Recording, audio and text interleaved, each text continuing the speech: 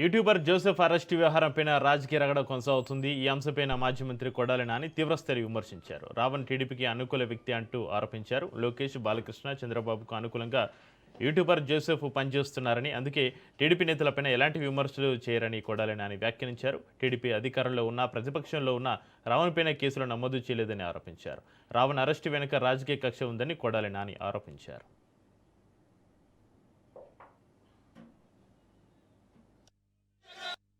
ఈరోజు రాజశేఖర రెడ్డి గారి 77వ జయంతి.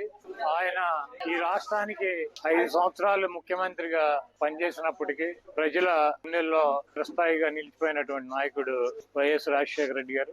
ఆయన 5 సంవత్సరాలు కాలపరిమితి ముఖ్యమంత్రిగా చాలా తక్కువ కాలం అయినప్పటికీ అనేక మంది పేద పిల్లలకి కుల మతాలతో సంబంధం లేకుండా ఫీజు రియంబర్స్మెంట్ ఇచ్చి పిల్లల చదువులకి ఒక తండ్రి స్థానంలో నిలబడినటువంటి వ్యక్తి రాజశేఖర రెడ్డి గారు. అలాగే ఈ రాష్ట్రంలో ఉన్నటువంటి అనేక మంది పేదలకి అనేక ఆరోగ్య సమస్యలతో సతమతమయ్యి డబ్బు లేక ఆరోగ్యాన్ని బాగు చేయించుకోలేక మరణించేటువంటి అనేక కుటుంబాలకి తండ్రి పాత్రలో ఆ దైవం రూపంలో ఆరోగ్యశ్రీ తీసుకొచ్చి మరి కార్పొరేట్ హాస్పిటల్లో సేవలు అందించినటువంటి మహానుభావుడు రాజశేఖర రెడ్డి గారు. అదేవిధంగా అనేక రకాలైనటువంటి అకస్మాత్తుగా వచ్చేటువంటి సమస్యలు, యాక్సిడెంట్లో 108ను ప్రవేశపెట్టి తక్షణమే 10-15 నిమిషాల్లో పేషెంట్ ని హాస్పిటల్ కి చేర్చినటువంటి మహానుభావుడు రాజశేఖర రెడ్డి గారు.